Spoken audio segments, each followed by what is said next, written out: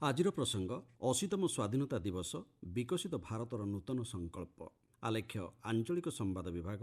ଉପସ୍ଥାପନା ମହେନ୍ଦ୍ର କୁମାର ମାଝୀ। ଭାରତ ଆଜି 80ତମ ସ୍ୱାଧୀନତା ଦିବସ ପାଳନ କରୁଛି।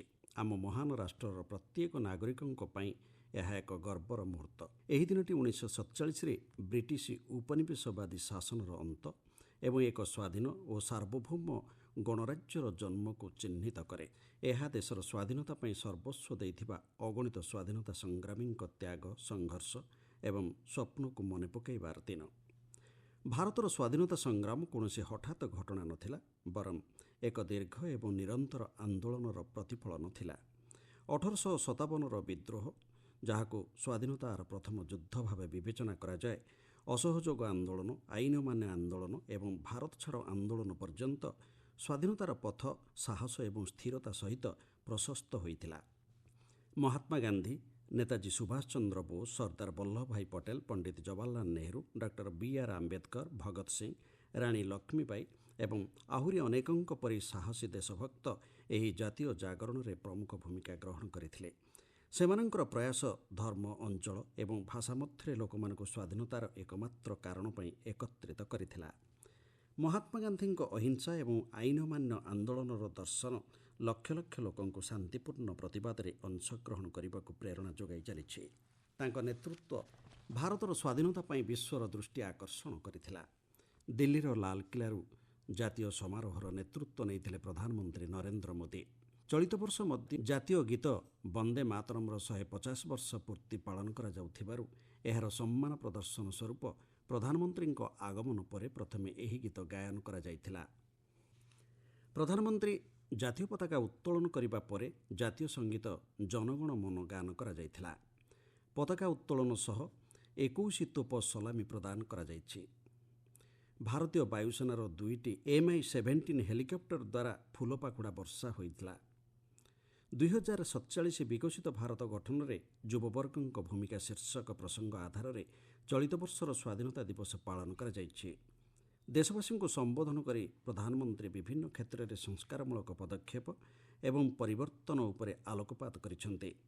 ଆଜିର ଅଭିଭାଷଣରେ ପ୍ରଧାନମନ୍ତ୍ରୀ ସପ୍ତଧାରା ନାମକ 7ଟି ଶକ୍ତିଧାରା ଉପରେ ବିଶେଷ ଭାବେ ଉଲ୍ଲେଖ କରିଛନ୍ତି। ଏହାକୁ ଆପଣେଇବାକୁ ଦେଶବାସୀଙ୍କୁ ଆହ୍ୱାନ ଦେବା ସହ ପ୍ରଧାନମନ୍ତ୍ରୀ କହିଛନ୍ତି, ଆଗାମୀ 7 ବର୍ଷ ମଧ୍ୟରେ ଦେଶ ଇପ୍ସିତ ସଫଳତା ହାସଲ କରିପାରିବ। ଏହି ସପ୍ତ ଶକ୍ତିଧାରା ଦେଶକୁ ବିକାଶର ଶୀର୍ଷସ୍ଥାନକୁ ନେବା ସହ ଅଧିକ ସଶକ୍ତ କରିବ ବୋଲି ପ୍ରଧାନମନ୍ତ୍ରୀ ଆଶାବ୍ୟକ୍ତ କରିଛନ୍ତି। ଏହି ସପ୍ତ ଶକ୍ତିଧାରାଗୁଡ଼ିକ ମଧ୍ୟରେ ରହିଛି ଯୁବବର୍ଗ, କୃଷି ଏବଂ ଖାଦ୍ୟ ଉତ୍ପାଦନ, ପ୍ରଯୁକ୍ତିବିଦ୍ୟା ଓ ନବସୃଜନ, ଗତିଶକ୍ତି, ପ୍ରତିରକ୍ଷା କ୍ଷମତା, ସବୁଜ ଓ ନୀଳ ଅର୍ଥନୀତି ଏବଂ ନମନୀୟ ଚିନ୍ତାଧାରା। Shri Modi make in India ଏବଂ ଭୋକାଲ୍ ଫର୍ ଲୋକାଲ୍ ଭାବନାକୁ ଆପଣେଇଥିବାରୁ ଦେଶବାସୀଙ୍କୁ ଧନ୍ୟବାଦ ଜଣାଇଛନ୍ତି। ଆମଦାନୀ ଉପରେ ନିର୍ଭରଶୀଳତା ହ୍ରାସ କରିବା ସହ ଆତ୍ମନିର୍ଭର କ୍ଷେତ୍ରକୁ ଅଧିକ ତ୍ୱରାନ୍ୱିତ କରିବାକୁ ପ୍ରଧାନମନ୍ତ୍ରୀ ଗୁରୁତ୍ୱ ଦେଇଛନ୍ତି। ସେ କହିଛନ୍ତି, ଇତିମଧ୍ୟରେ ଭାରତ 40ଟି ଦେଶ ସହ କରିଥିବା ମୁକ୍ତ ବାଣିଜ୍ୟ ଚୁକ୍ତିନାମା ବ୍ୟବସାୟ, ନିଯୁକ୍ତି କ୍ଷେତ୍ର ଏବଂ ରପ୍ତାନିକାରୀଙ୍କ ପାଇଁ ବିପୁଳ ସୁଯୋଗ ସୃଷ୍ଟି କରୁଛି। ପ୍ରଧାନମନ୍ତ୍ରୀ କହିଛନ୍ତି, ଭାରତକୁ କୃତ୍ରିମ ବୁଦ୍ଧିମତ୍ତାର ଏକ ପେଣ୍ଠସ୍ଥଳୀ ଭାବେ ଗଢ଼ି ତୋଳିବାକୁ ହେବ।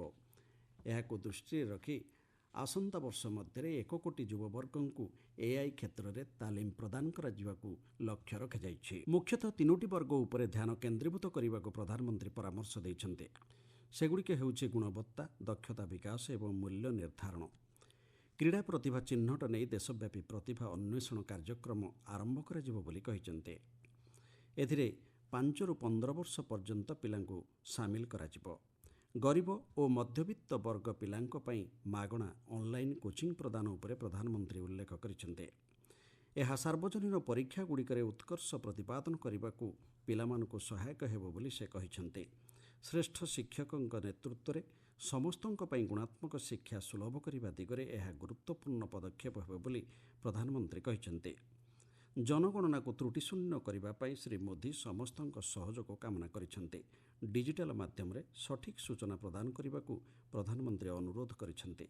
ଆସନ୍ତୁ ମିଳିମିଶି ଏକ ଶକ୍ତିଶାଳୀ, ଅଖଣ୍ଡ, ସୌହାର୍ଦ୍ଦ୍ୟପୂର୍ଣ୍ଣ ଏବଂ ବିକଶିତ ଭାରତ ଗଠନ କରିବା।